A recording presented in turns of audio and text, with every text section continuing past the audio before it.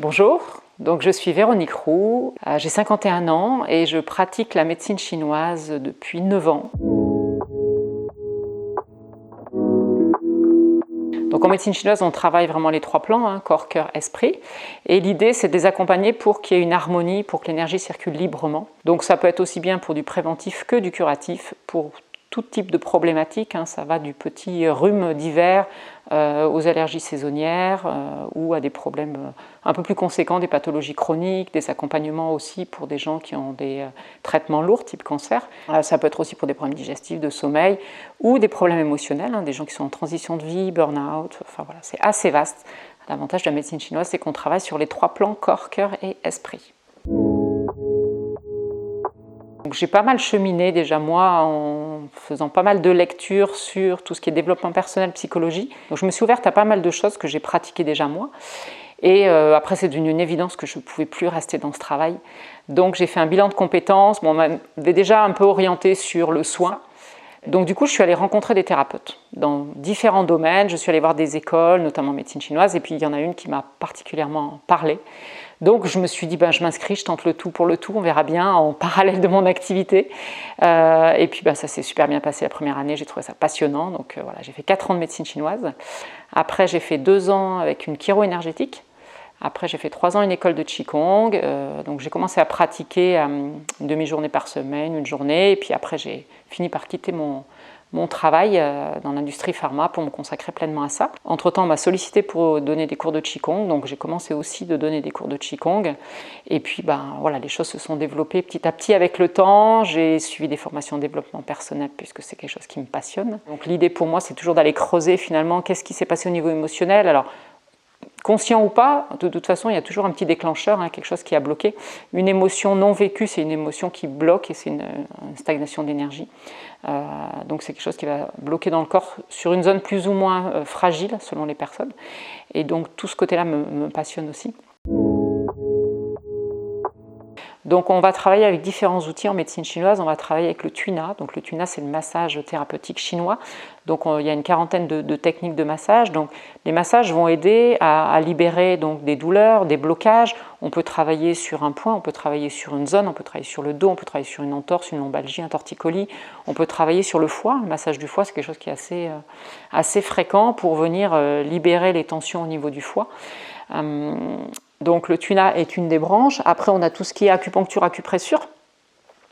Donc après, on a aussi tout ce qui est moxa, la moxibution. La moxibution, en fait, ce sont des bâtons d'armoise. On travaille avec une plante, l'armoise, qui est une plante à action réchauffante. Et on va venir chauffer un point ou une zone. Et c'est une chaleur très importante qui va venir faire circuler l'énergie. On va ramener du yang. Donc on va l'utiliser, par exemple, dans une gastro. Pour une diarrhée, ça peut être un froid dans l'estomac, on va réchauffer, on va arrêter une gastro juste avec un moxa. On peut travailler sur une entorse, on peut travailler sur une lombalgie, on peut travailler sur un torticolis, on peut travailler sur ce qu'on appelle en médecine chinoise un vide de yang, mais des gens qui ont vraiment beaucoup de froid interne et qui craignent l'hiver, sont très frileux. On va venir réchauffer toute la zone des reins, derrière toute une zone au niveau du dos. Donc ça va ramener du yang et la personne elle va avoir une meilleure immunité et elle sera moins frileuse, elle va traverser l'hiver de manière plus facile. Après, il y a de l'auriculothérapie aussi, donc là on va travailler au niveau de l'oreille. Au niveau de l'oreille, on retrouve tout le corps humain, donc on va pouvoir travailler sur différents points au niveau de l'oreille. Après, on a les ventouses aussi. Donc les ventouses qu'on peut utiliser à différentes applications, récupération sportive, tout ce qui est système pulmonaire, toutes les bronches encombrées et tout ça, l'hiver, ça marche très très bien. Parfois aussi dans des douleurs d'épaule ou des lombalgies, des fois où c'est bloqué, les ventouses. La ventouse, on va venir faire ramener le sang en surface, donc on va venir débloquer, refaire circuler, détoxifier aussi. Dans des massages détoxinants, drainants aussi, on peut le faire au niveau des jambes. Au niveau des techniques, il y a le Qigong aussi, qui est une part entière. Moi, je donne souvent des exercices de Qigong aussi de manière individuelle, en cabinet. Toute la diététique chinoise aussi. Comprendre selon le déséquilibre que la personne elle a, on va venir renforcer un organe, on va éviter certaines saveurs, on va favoriser d'autres. Voilà, quelqu'un qui n'aurait pas de problématique particulière, on va dire que dans une assiette, on devrait retrouver les 5 saveurs qui sont liées à toutes les saisons. Et c'est pour ça qu'une assiette de différentes couleurs, avec différentes saveurs, va venir harmoniser l'organisme. Mais selon les tempéraments, selon les faiblesses, on va orienter plus sur ces saveurs. Pour certaines, on va éviter le piquant, d'autres, on va éviter par exemple des aliments trop humidifiants. Voilà, on va venir équilibrer en fonction des tempéraments de la personne. Après, il y a la pharmacopée chinoise, chose que je n'utilise pas moi, ce sont des plantes chinoises, mais on peut très bien adapter avec des plantes occidentales. Qi, ça veut dire énergie. Kong, ça veut dire entraînement, travail. Ça veut dire qu'on va venir travailler à améliorer la circulation d'énergie. Le Qigong est aussi une branche de la médecine chinoise. Le Qigong, c'est ce qu'on appelle un art énergétique chinois. C'est-à-dire que c'est des mouvements qui vont associer donc le corps. On va travailler le corps, la respiration. L'idée, c'est de calmer le mental vraiment dans le corps et de faire circuler l'énergie pour une meilleure vitalité, obtenir une meilleure souplesse et venir stimuler en fait son énergie. Ça favorise la longévité, l'immunité. Pour moi, c'est une pratique, si on la pratique régulièrement, c'est vraiment une médecine en fait. Parce qu'on va faire en fait circuler notre énergie, nos liquides organiques. Et du coup, si on est en équilibre parce qu'on pratique le Qigong, on va éviter d'arriver vers des pathologies, on va avoir une meilleure santé, une meilleure immunité. Donc le Qigong, dans le Qigong, c'est pareil, il y a différentes façons de travailler. Donc dans le Qigong comprend les automassages. Donc on va venir activer l'énergie, on va venir appuyer sur des points spécifiques, on va venir travailler des zones. Le but, c'est déjà de préparer le corps, de faire circuler l'énergie et les liquides. Okay. La deuxième chose, c'est en Qigong, on peut travailler des étirements. On va venir étirer des méridiens. On va venir étirer des méridiens en lien avec, par exemple, une saison. Chaque saison est liée à 2 organes. Et chaque organe a un méridien. Un méridien, c'est un canal où circule l'énergie. Les points d'acupuncture, ce sont les points où l'énergie remonte en surface et c'est là où on va accéder à l'énergie. Donc on a tout le temps la même quantité d'énergie, mais elle peut être bloquée à un endroit et en vide à un autre endroit, ce qu'on va appeler en médecine chinoise le vide et le plein. Donc un point en vide, c'est un point qui va être plutôt creux quand on va appuyer, c'est-à-dire que l'énergie est trop en profondeur, et un point en plénitude, c'est l'inverse, c'est de l'énergie qui va être bloquée quand on va appuyer, ça va être douloureux. Donc l'idée, c'est d'harmoniser, d'accord ? On va harmoniser par de l'acupressure, par de l'acupuncture, par du massage, mais quand on va venir faire du Qigong, le fait de faire des mouvements, on va venir harmoniser et faire circuler. Donc par des étirements ou par des mouvements lents, d'accord ? Donc en Qigong, il existe plein de Qigong différents. On peut travailler les Qigong des animaux, par exemple. Les Chinois se sont inspirés des animaux parce que les animaux ont des mouvements. Si on regarde un chat, un chien, ils vont s'étirer le matin. Et en fait, ils se sont inspirés des animaux pour venir travailler des mouvements qui vont travailler par rapport à des organes. Il y a plein d'autres Qigong. Il y a des Qigong qui vont aller plus en profondeur ou en venir vraiment travailler, d'autres qui vont être plus articulaires. Certains, on va avoir vraiment des torsions. On va venir travailler des Qigong spécifiquement pour travailler les tendons, d'autres plutôt spécifiquement pour travailler les articulations, pour travailler tout le système ligamentaire. Donc selon les Qigong, on va venir renforcer et travailler différentes choses, travailler plus en souplesse ou des Qigong qui vont être très très lents où on va vraiment sentir l'énergie avec des mouvements où on va sentir que l'énergie est de plus en plus là et on va venir faire circuler cette énergie. Voilà, donc les Qigong, c'est très très varié. Il y a des Qigong plus ou moins lents, d'autres qui vont être un peu plus rapides, il y en a qui sont plus yin, d'autres plus yang. Et il y en a qui vont aller beaucoup plus loin, donc certains qui sont adaptables à tout le monde et d'autres où il faut quand même avoir une condition physique où on va avoir vraiment des torsions, on va travailler le système articulaire profondément. Certains qui vont travailler beaucoup la latéralité aussi, donc le côté gauche, le côté droit. Beaucoup de travail d'ancrage aussi. Et toujours ça en lien avec la respiration. Si on accompagne le mouvement de la respiration, on va toujours plus loin. Et bien prendre conscience que quelqu'un qui a une douleur, qui a une problématique d'épaule par exemple, qui ne peut pas lever le bras, on peut visualiser le mouvement. Le fait de visualiser le mouvement, on amène l'énergie dans le mouvement. Donc le travail énergétique se passe. Exemple, quelqu'un qui a le bras dans le plâtre, qui ne peut pas bouger son bras, si tous les jours il visualise qu'il fait des mouvements, même s'il ne les fait pas, il visualise qu'il fait des mouvements, il va avoir une récupération beaucoup plus rapide parce que son énergie va continuer de circuler dans les muscles, dans les articulations et dans tout le système tendineux et ligamentaire. Je m'étais formée aux fleurs de Bach, quelques huiles essentielles, et la question revenait souvent de où est-ce qu'on les achète. Donc on peut les acheter à plein d'endroits, mais pour moi c'est important d'avoir de la qualité. Donc je trouvais qu'il manquait un lieu qui rassemble les plantes. Jusqu'au jour, l'idée m'est venue lors d'un parcours de formation de créer une herboristerie. Donc ça, je pense que ça a été un appel assez profond quand même. Donc je me suis orientée vers l'école des plantes pour trouver des gens qui étaient formés aux plantes. Et du coup, on a monté le projet ensemble, on a trouvé un lieu sur Villefranche, et donc ça fait 5 ans qu'on a ouvert une herboristerie qui est un lieu qui rassemble vraiment les plantes. L'éthique, c'est vraiment qu'on a choisi Nos fournisseurs, on travaille beaucoup avec des petits producteurs locaux, toutes nos plantes sont bio et on propose toutes les formes galéniques. En fait, l'idée, c'est de pouvoir s'adapter aux personnes, des gens qui ne sont pas tisanes, qui n'ont pas le temps de faire leur tisane parce qu'il faut quand même boire une quantité importante pour avoir l'effet des plantes. Donc, on les oriente sur d'autres formes. Il y en a qui préfèrent les gélules, d'autres les gouttes. Enfin, voilà. Donc, l'idée, c'est vraiment de s'adapter au client et que le client puisse prendre en fait son traitement en fait pour avoir un effet pour aller mieux. Donc pareil, on accompagne sur tout type de problématiques. Alors toujours avoir une vigilance, hein, les plantes on ne peut pas forcément les associer avec des médicaments, avec des traitements, avec des pathologies. Donc toujours avoir une vigilance par rapport à ça. Donc en fait la formation de médecine chinoise, moi j'ai fait l'école Shaolin qui est à Lyon, donc c'est une formation qui est dispensée en week-end, à peu près un week-end toutes les 3 semaines, des week-ends assez intenses. Alors j'avais la chance de travailler à temps partiel, je travaillais 3 jours, ce qui me permettait d'avoir du temps et pour la famille et aussi du temps pour travailler parce qu'il y a un gros travail à fournir. Mais c'est passionnant parce qu'on vient découvrir le corps humain. Moi j'ai découvert comment fonctionnait notre corps parce qu'en médecine chinoise on va apprendre en fait comment fonctionne chaque organe est lié à une saison, est lié à une saveur, à une émotion, à une structure, à un organe d'essence. Donc on vient comprendre les liens entre nos organes, entre le fonctionnement du corps et notre corps on le découvre autrement et on vient comprendre pourquoi on digère mal ça, pourquoi on ne supporte pas cette saveur, pourquoi il faut équilibrer ça. Enfin, après la médecine chinoise travaille vraiment avec les saisons, avec la nature. Donc ça c'est quelque chose qui est assez passionnant. En Chine, un bon médecin chinois ne recevait que des gens en bonne santé pour venir justement stimuler leur vitalité, leur énergie, le qi qu'on appelle en médecine chinoise. Et du coup, les gens ne sont pas malades. Et en fait, un médecin qui recevait des gens malades ne faisait pas payer parce que ça veut dire que le travail préventif n'avait pas été fait correctement.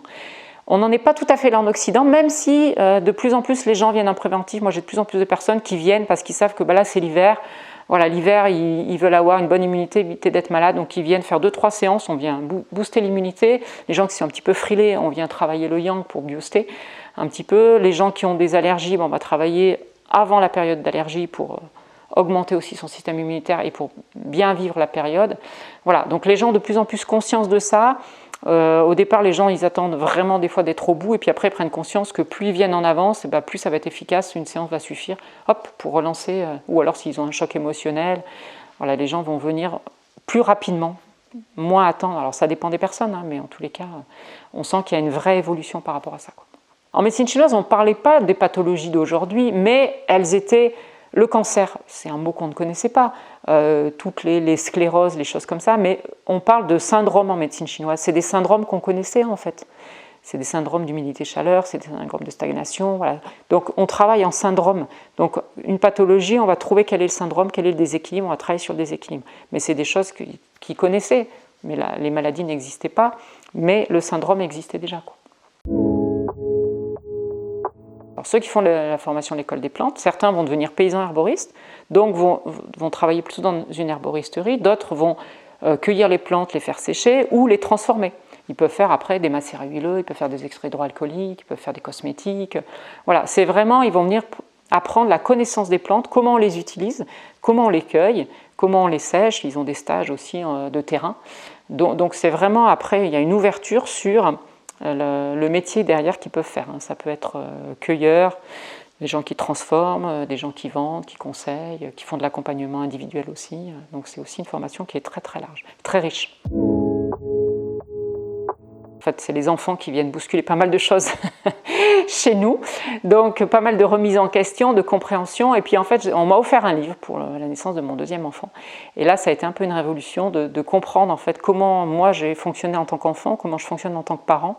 Et du coup, ça a été vraiment une ouverture en fait. Vraiment, ce livre a été une ouverture sur déjà l'émotionnel. Donc ça a été une première base et à partir de là j'ai lu pas mal de livres, je me suis ouverte et un jour je suis tombée sur un livre, Le bien-être par la médecine chinoise. Et quand j'ai lu ce livre, je me suis dit un jour je ferai du Qigong. Un mois après je recevais un magazine, un cours de Qigong près de chez moi, j'y vais, je m'inscris et j'ai démarré le Qigong. Et ça a démarré comme ça.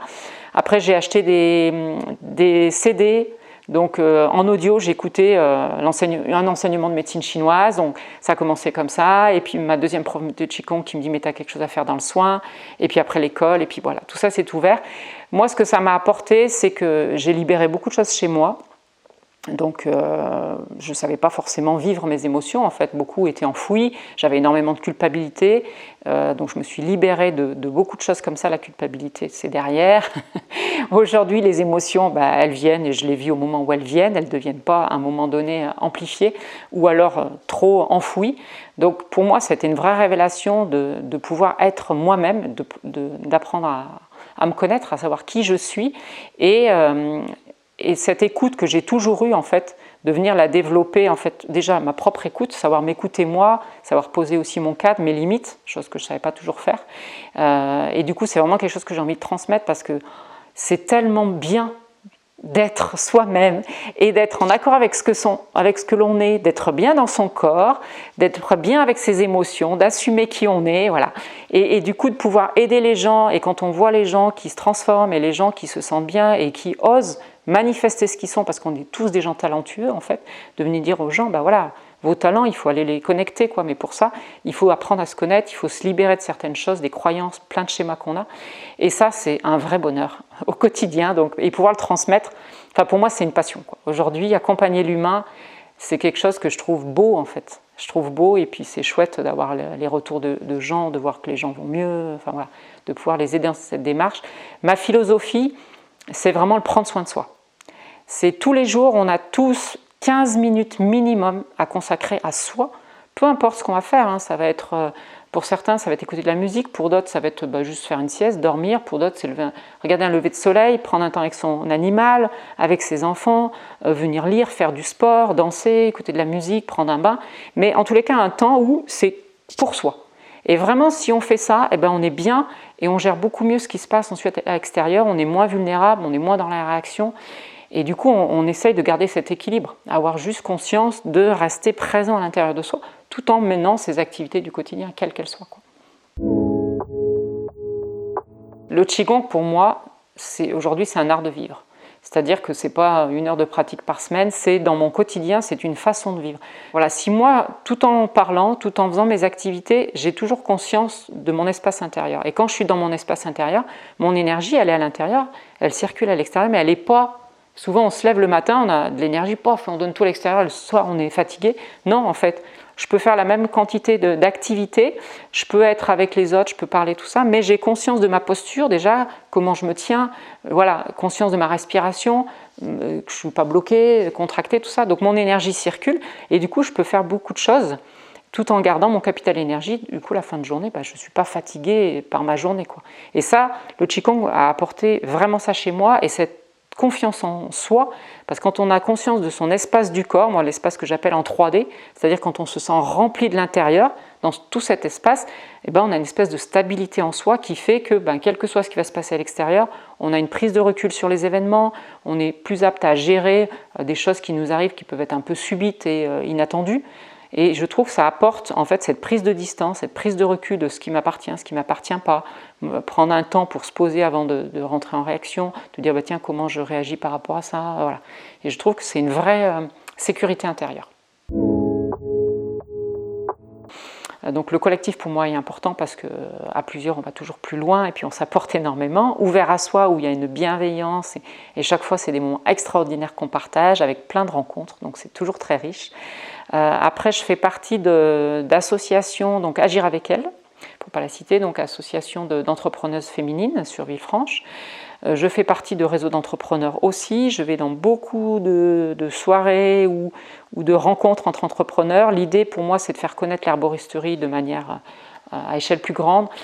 Mon objectif là-dedans c'est d'éveiller les consciences, de se dire que notre corps en fait c'est une machinerie juste extraordinaire, et plus on va en prendre soin, plus on va la préserver, plus elle va fonctionner de manière fluide, et si on utilise des choses naturelles, on va aider notre corps à se régénérer, à se détoxifier, à se restructurer, à retrouver un équilibre, et c'est venir éveiller ces consciences. Donc j'essaye d'aller en tous les cas dans des réseaux d'entrepreneurs, de parler de ça et de valoriser aussi les produits qui sont qualitatifs, parce que l'idée c'est de faire travailler des petits producteurs tant qu'à faire, et puis des gens qui ont une belle éthique. Et après j'interviens aussi auprès de personnes âgées dans des structures style EHPAD, maison de seniors, parce que là aussi il y a un gros travail à faire. Ils sont déjà souvent beaucoup inondés de médicaments et des fois ils n'en peuvent plus.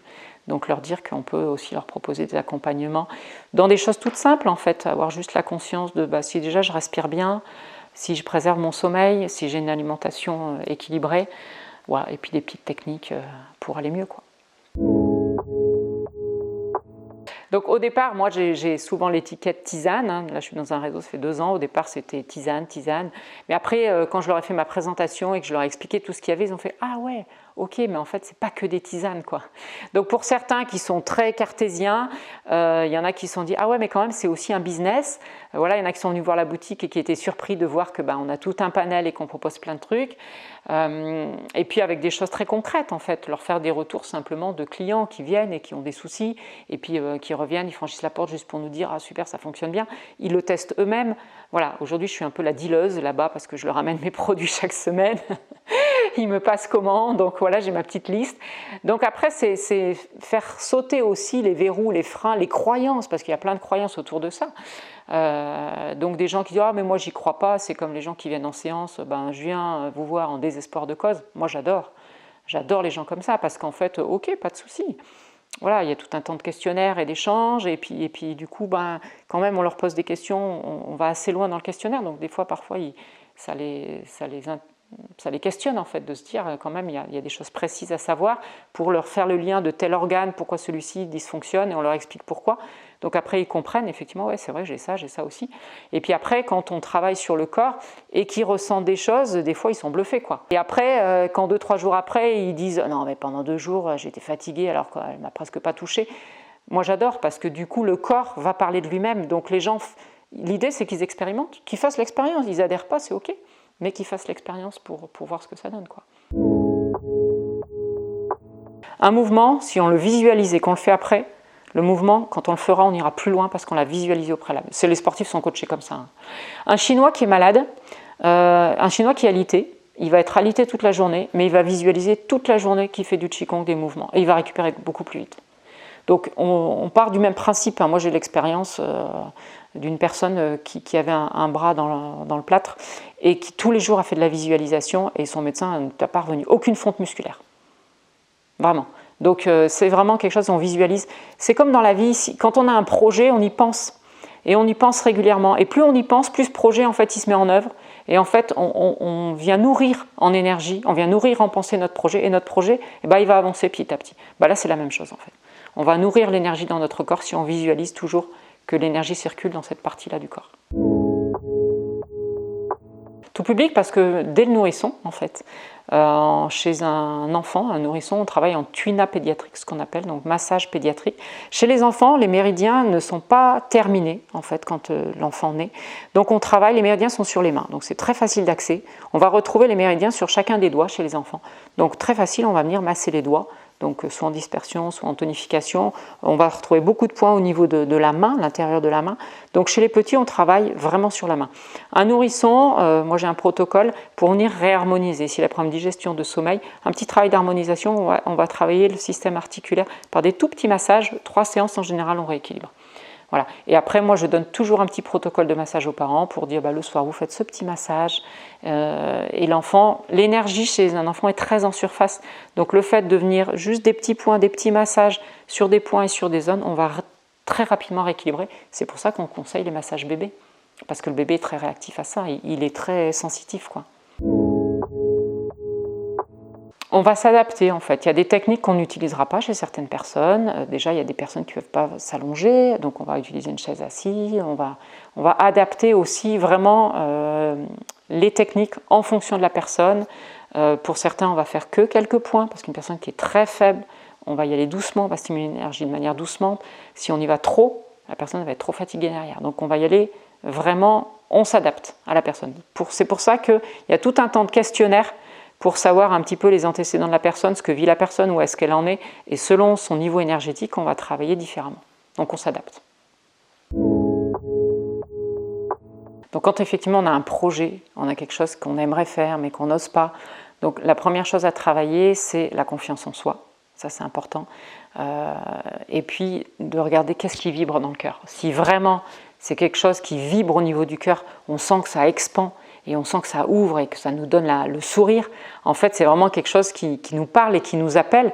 Donc après, une fois que l'idée nous est venue et qu'on sent que ça ouvre au niveau du cœur, c'est travailler la confiance en soi, c'est venir reprendre conscience de tous ces outils. Moi, je prends l'exemple que si on ouvre là, on a plein d'outils. Et si notre caisse à outils, elle est pleine, de se dire, en fait, j'ai tout pour mettre en œuvre mon projet.